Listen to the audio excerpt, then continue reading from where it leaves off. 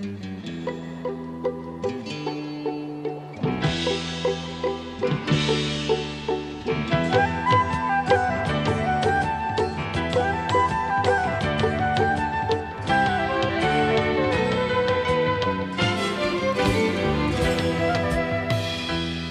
you for joining us. In our series on current issues and viewpoints from left to right and all perspectives, hopefully all sharing at least one thing in common, the hope for peace and inspiring solutions for everyone. Our guest today is Bat-Zion Susskind, an author and teacher and Zionist from Israel, who understandably is very much involved with concerns regarding the ever-changing situation in the Middle East. She will share her views on this following these messages. Life Extension Foundation was established in 1977 and is now the world's largest consumer-based anti-aging organization. Life-saving achievements taken for granted today were pioneered by Life Extension Foundation decades ago. Life Extension is currently funding $10 million a year in research on significantly extending a healthy human lifespan. Diseases that once plagued humanity have largely been eradicated by scientific innovation. 3 leading causes of death in 1900 are no longer leading killers today. Smallpox killed millions before it was eliminated in 1979. Life Extension funds research to fight biological aging so that it also will become a relic of the past. To learn more, log on to lifeextensionfoundation.org. When I was young, it seemed that life was so wonderful, a miracle. Oh, it was beautiful, magical. And then they showed me a world where I could be so dependable. Oh, intellectual, cynical. Find magic again. Sprout by HP. With Intel RealSense technology inside, now you can bend the rules of creativity outside.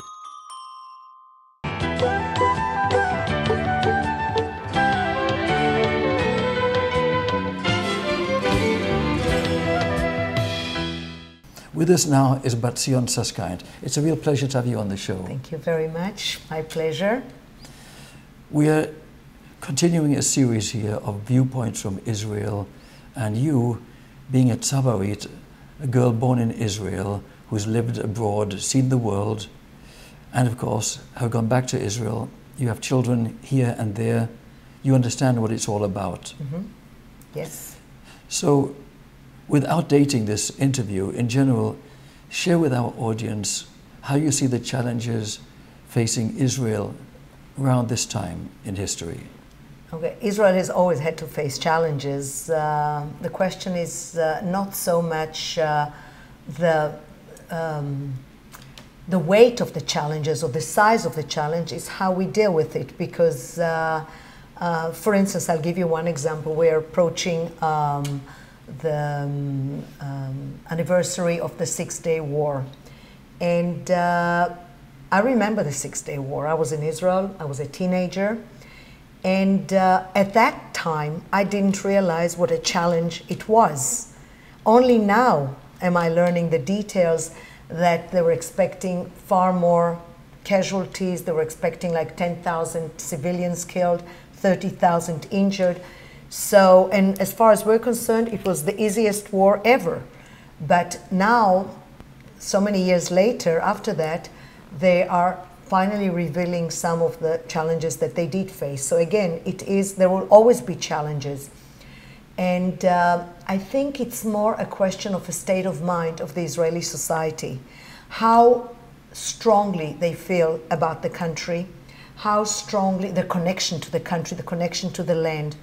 Because I think the challenges may remain the same, but the way we deal with them is what's going to have to change. We are not ready, I'm afraid, to deal with them the way they should be dealt. I think it has to go back to education, educating the new generation, the future generation in Israel, of the importance of having a home. I grew up in a home of 2 Holocaust survivors, so for me the whole idea of growing up in a Jewish homeland I probably imbibed the importance of it with my mother's milk. And the generation that grows up nowadays in Israel is probably not aware of the importance as much as my generation was. So again, it is not the question of the challenge, it's how we are preparing people to deal with the challenges. As an Israeli, how do you explain the fact that Jewish life has endured for all of these hundreds and actually thousands of years? I can only say it in one word. The most important word in any human being, in any nation's life, hope, hatikva.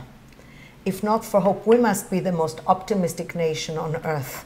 First of all, to have waited and to have continued to wait for a messianic age as much as the Jews have been waiting, and the belief that even during the most difficult times, I will again mention my parents. My mother told me that in the most difficult times that they were in the camps, if not for the hope, they would have died, and with them, the future of our people. And I guess it's not in vain that the national anthem of Israel is called Hatikva, the hope, because that's what kept it. Somebody once told me that there is a Russian saying that the last thing that's supposed to die is hope. And we're not letting it die. I certainly understand your point with regard to Hatikva. Also, my parents were Holocaust survivors. And speaking of Hatikva, we're going to present this video collage I proudly produced on Hatikva.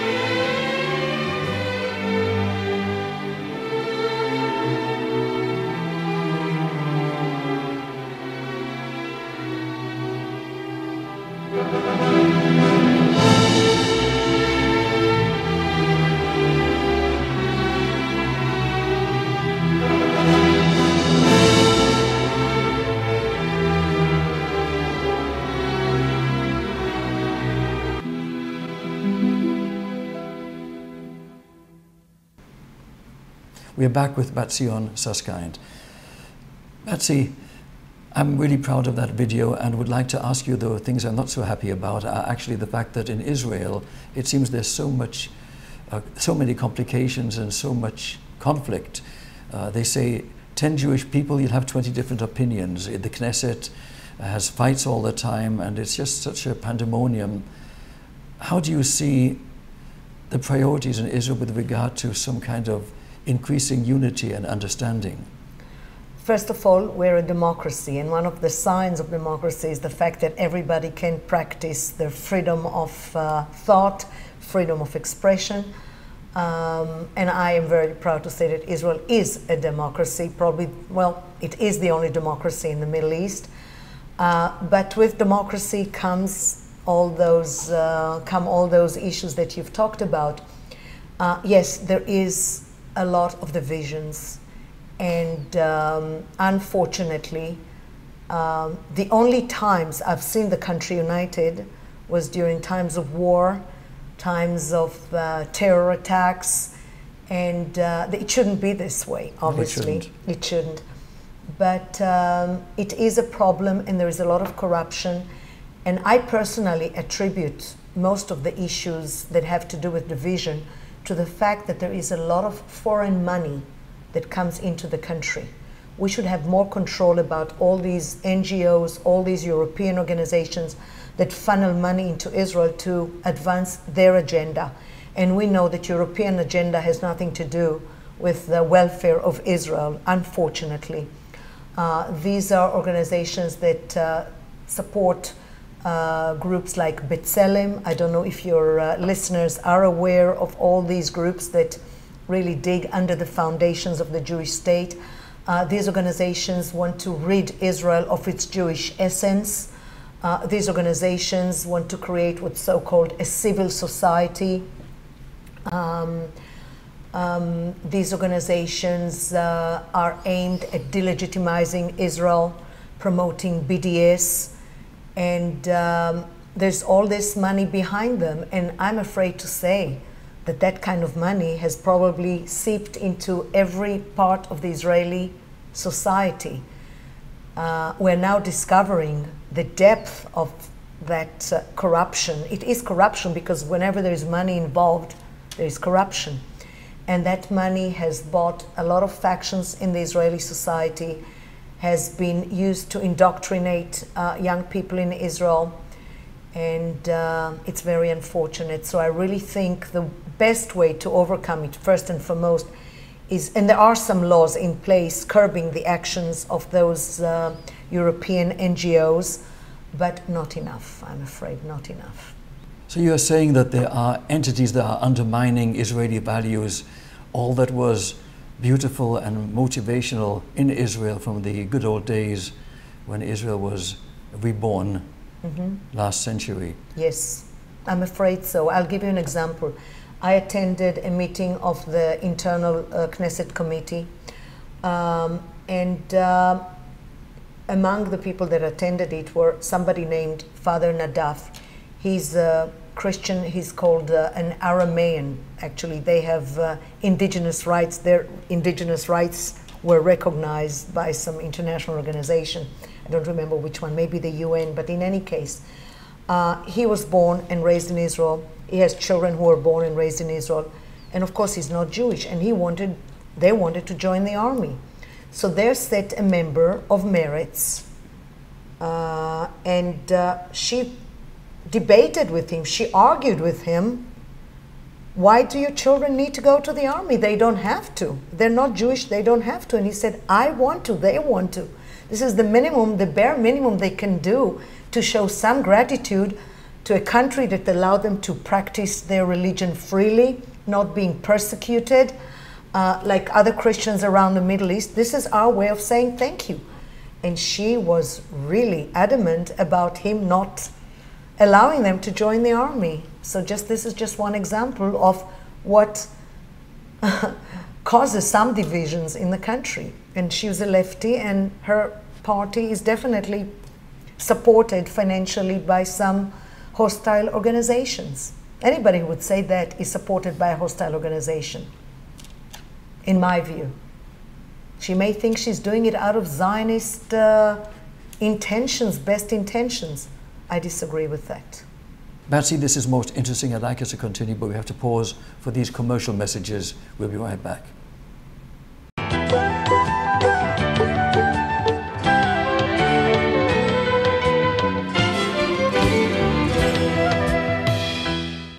We are back with Bat-Zion Susskind.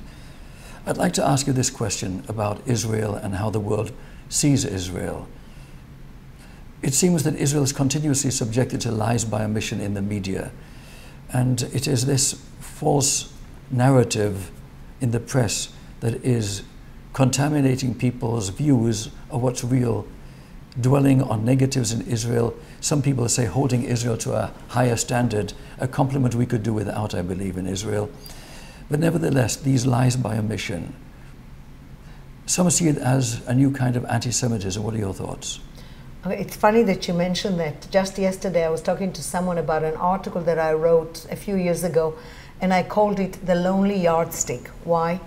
Because they claim there are 3 yardsticks to measure modern states. One to measure dictatorships, one to measure democracies, and one to measure Israel. And that's why I call it the lonely yardstick, because Israel, as you said, is judged on a different standard than every other country in the world. And yes, I've been hearing in my traveling around the world, meeting with people, people use terms that they're not even aware of their deep meaning, terms like apartheid. And they claim that Israel is an apartheid state. The way I deal with it, I always carry with me when I go to those kinds of places where I anticipate antagonism towards Israel, I carry a very basic definition of the term apartheid. And I say to people, apartheid, and I read it to them, and basically what it says, I don't remember it verbatim, but what it says is apartheid is a policy that is embedded in the law and aimed at separating people. And I always tell people that there's a difference between racism, which apartheid is, and racism and discrimination.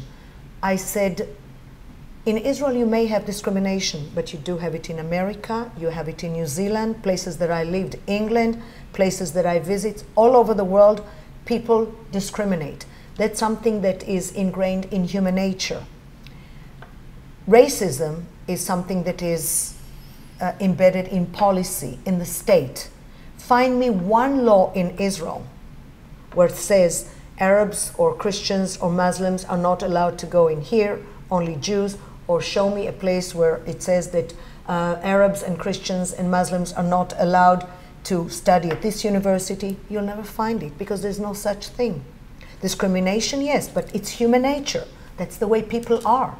But it's not the way the state is. We have Supreme Court judges, there are Arabs, we have doctors, heads of departments in hospital. My family physician was a Palestinian. He declared himself to be a Palestinian. He was born when this was Palestine. And, you know, here I give, you can imagine the level of trust that one needs to have. You give your most precious possession, your life, into the hands that the rest of the world considers your worst enemy. So the world may create a narrative, but the facts are what should dictate people's attitude, and the facts are totally different. I invite people to come to Israel and see for themselves. You can see women bathing in the sea in burqas next to Israeli women in bikinis. It's really a narrative, and we discussed earlier the meaning of the word narrative. It could be from a factual narrative all the way to a product of somebody's figment of someone's imagination. Speaking of history and the achievements of the State of Israel is a subject that really must be made known to more people around the world. Back in those days, the early statehood years, Israel was exporting oranges and flowers to Europe, and now high-tech to the world. Share with our audience, from your perspective, some of the positives. Well, medicine, there are a lot of areas that Israel excels. I'll tell you what the situation in Israel, unlike its surrounding countries, and the surrounding countries is what I use as my measuring of our achievement, because each place should be judged by the area in which it exists. Okay, it's not fair to compare Israel to America. It's not fair to compare Israel to any other country. One has to understand the challenges that Israel faces at the same time that it's trying to survive. We have one great resource that Israel is and has been endowed with: human resources. We don't have any natural resources. Only recently we've discovered the gas shales in the Mediterranean Sea, but we never had any natural resources. All we had were human resources. And we are definitely contributing to world civilizations in more than one way. I'm talking about inventions, I'm talking about medical advancements, I'm talking about physical help. I don't know if the world is aware of how much Israel is pretty much always the first there when there is a natural disaster anywhere in the world. Haiti, for example, when there was a big earthquake there, Israel set up a field hospital that was just excelling at the way it helped revive people, or the way it helped keep people alive, or saving lives. And not much coverage is given to that, because I call it the fake news. It is fake news, because you hear the world is so selective in the news that it chooses to broadcast. And lies by omission. So the fact that an Israeli hospital was brought to Haiti before any other, even though there are many countries just next door, exactly. This is a fact. And again, failing to report the whole truth just is a lie by omission. Do I need to mention the fact that Israel has set up a hospital, a field hospital near the Syrian border, and it helps Syrian victims of the civil war? We don't take them into Israel. If they need a hospital, we will bring them into Israel, but give them medical aid, food, support. The world doesn't know about that. And you and I know why.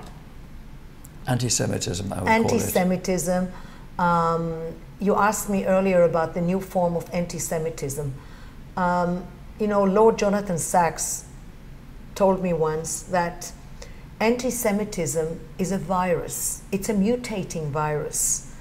It started as a religious anti-Semitism, the church accusing the Jews of killing Christ, not accepting him.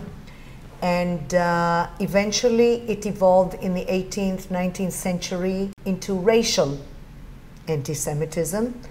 You know, the Jews look a certain way, the Jews are impure, they don't have the perfect features, they don't have the right colors, and that's racial anti-Semitism.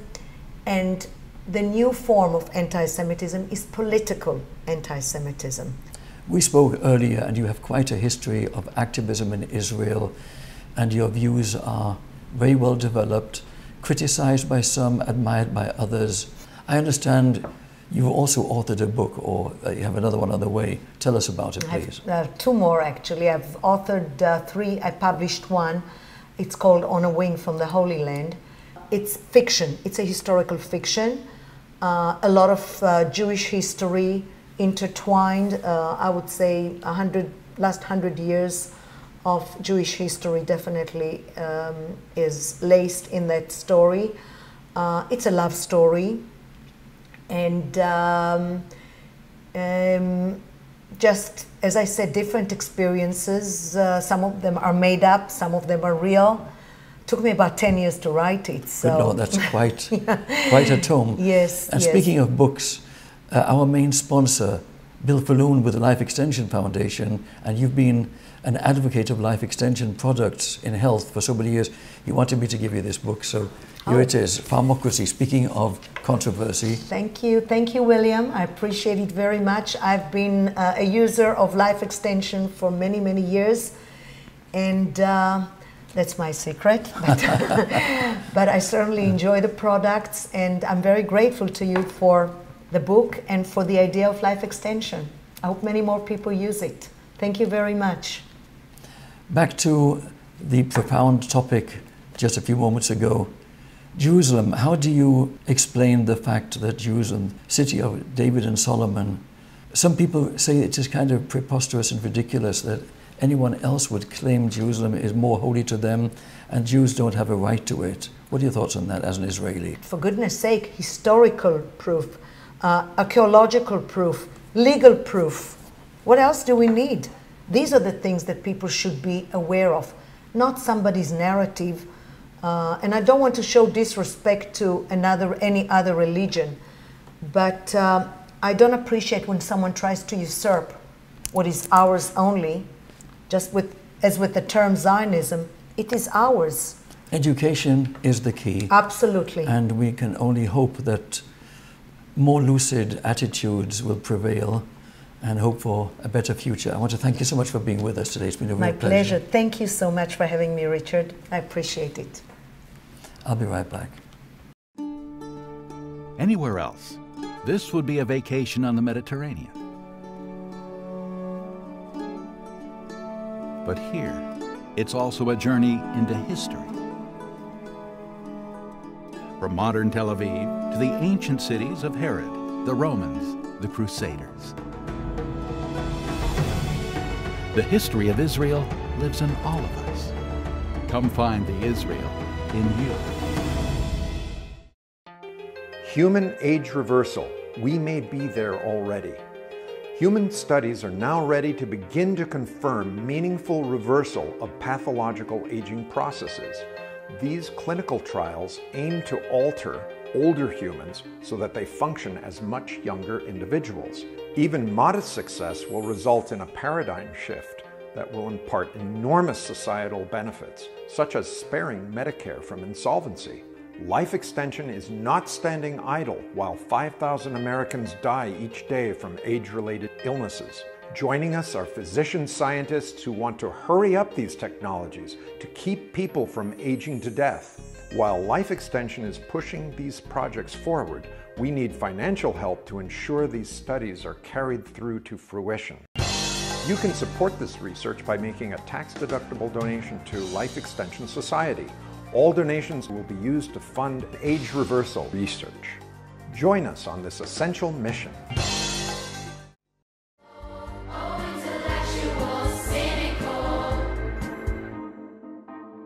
Find magic again. Sprout by HP.